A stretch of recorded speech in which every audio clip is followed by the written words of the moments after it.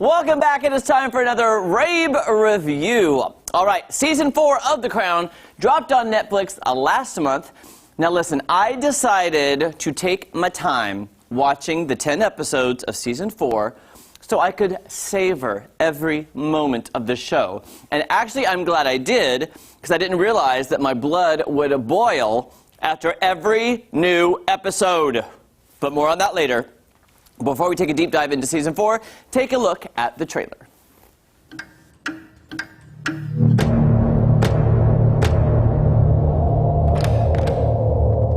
Here is the stuff of which fairy tales are made. The prince and princess on their wedding day. But fairy tales usually end at this point with the simple phrase, "They lived happily ever after." As husband and wife live out their vows, loving and cherishing one another, sharing life's splendors and miseries, achievements and setbacks, they will be transformed in the process. Our faith sees the wedding day not as the place of arrival, but the place where the adventure really begins.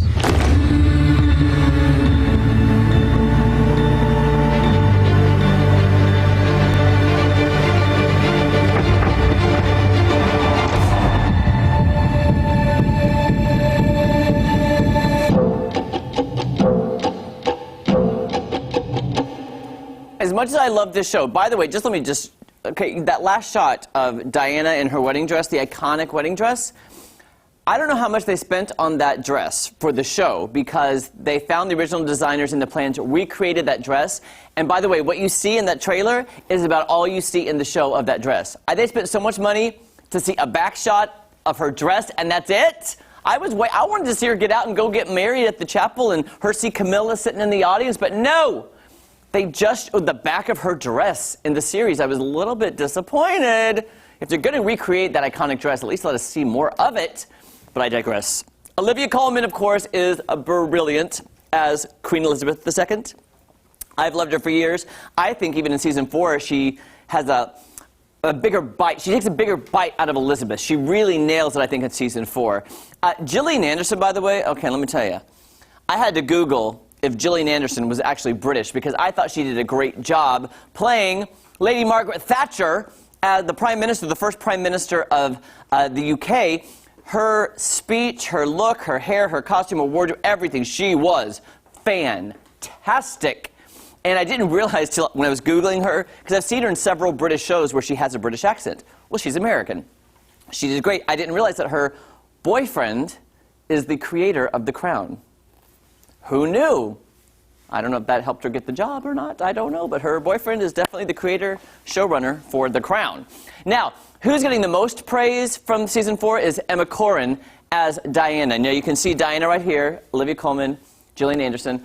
Emma Corrin as Diana is just a breath of fresh air, refreshing. She is perfect. She even does the Diana thing. Now, if you know Diana and you've seen footage of her, Diana always had this thing where she put her head down, but then she looked up with her eyes. And she's just like, I'm going to get really close to this camera so you can see this. Look at this. You'd go like this. She'd look down. Oh, wait, I'm out of the bad light. Sorry, guys.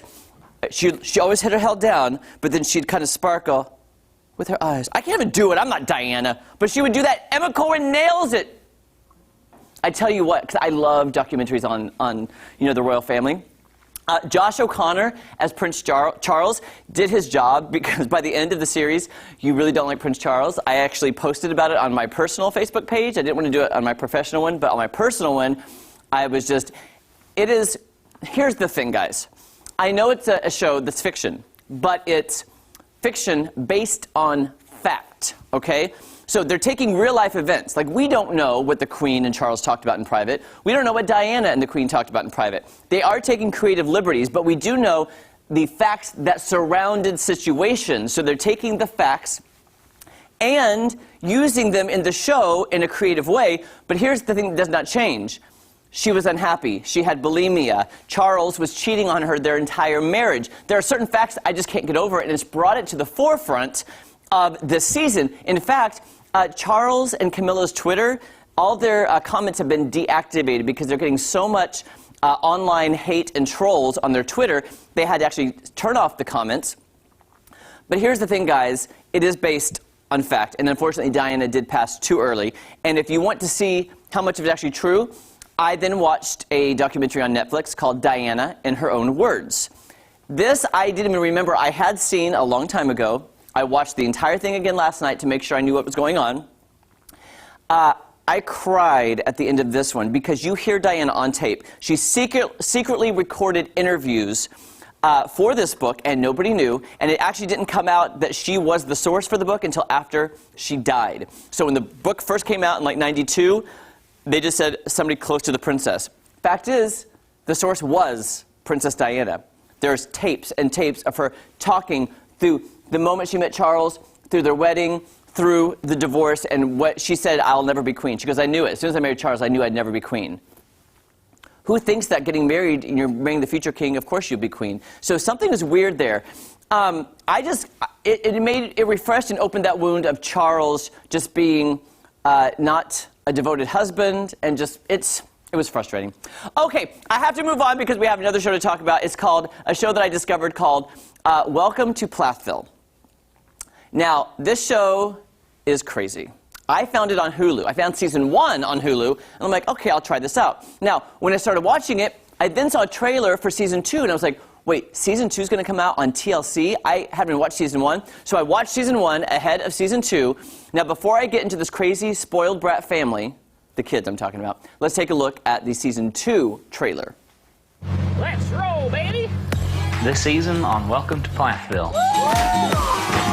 In the last 6 months, so much has changed. So what's your favorite thing about living here and not with our parents anymore? Is that I can do whatever I want, whenever I want. I hate rules. We moved off the farm to a beautiful house in town. It's like 0.3 miles from our house. I was just like, really? The more we have tried to make space, the closer they've tried to come. Right now, there's no contact between my parents and me and Olivia and any of my siblings. He's made it clear I'm not to communicate with him at all. And now we're to the point where we're not together. I'm just focusing on pursuing modeling. Don't be scared to hold on to me.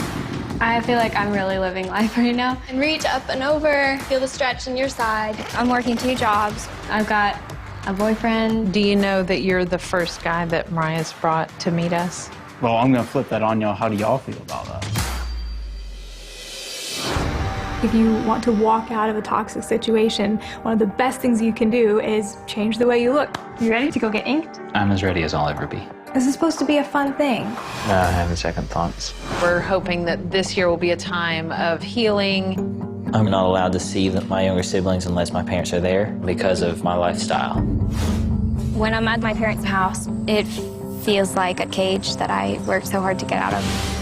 Why didn't y'all prepare us more? This is all stuff that, like, we had to learn on our own. Yeah, we had to learn on our own. Can you forgive us for our shortcomings? It depends on what your version of forgiveness is. I think it'll take a miracle to bring the sides together. I really do. It can be so hard sometimes, seeing everything that the family's going through. Father, just help Ethan and Olivia. Guys, I'm going to try not to get on my soapbox for this because I am so opinionated about the show and the spoiled brats that are their children, because you are not the parents. Parents have a right to raise their children on a farm in New York City. They can homeschool them, they can send them to boarding school, they can public school. The parents' job is to raise the children, not for the older children to then rebel and corrupt the younger children from what the parents have taught them. The 3 older children at this time, and the eldest son's wife are all about rebelling. It's just, the 2 older ones are in their 20s now, but they're still acting like they're 15, rebelling against their parents. Ethan and Olivia Like, seriously, because they were homeschooled and they lived on a farm, they don't feel like they were prepared for the world. Micah and Mariah, the other two siblings, have moved out, started dating, getting tattoos, doing anything their parents told them not to do, they're doing. Guess what that sounds like? Pretty much a rebellious teenager, what you do as a teenager. I do not agree with them having to confront the parents and then the parents apologize to the kids. I think these kids need to apologize to the parents, and I don't even think they're millennials. I think they're younger than millennials, and I don't even know what, Kaylee? I don't know what they call them. I think a lot of people who worked and lived on farms would say the opposite. I think they learned a lot from working on the farm. Exactly. I don't know how much of this is just for the show, but right now, the 3 older children plus the wife are not speaking to the rest of the family. It's basically 2 shows right now in season 2. And it is not the other children's job to raise the other kids. That's the parents' job. These other kids, I'm sorry, are spoiled brats, blaming their parents for everything. Guys, take responsibility. You know what? Mariah, the girl right now who wants a boyfriend, she moved out at 17 because she couldn't follow the rules. And they said, well, you have to leave. Well, then leave and grow up, Mariah. Now it's in your hands. It just drives me nuts. So, welcome to Plathville. Spoiled brats. I'm on the parent side on They this have one. 8 kids? Yeah, they have a lot of kids. Also, by the way, make sure you tune in tonight to the Masked Singer Super 6 semifinals. Who will be in the finals, which is 2 weeks from tonight? It'll be the final 3, but tonight, the Super 6. Oh my gosh, guys, it's a really good episode. I've seen it already, and there are some surprises tonight on The Masked Singer, so make sure you check out the Super 6. Don't go anywhere, so much more fun on Ozarks Fox AM right after this. Sorry I got on my soapbox, Kaylee. I was really passionate about those kids being brats, but I had to say it. Everybody blames the parents.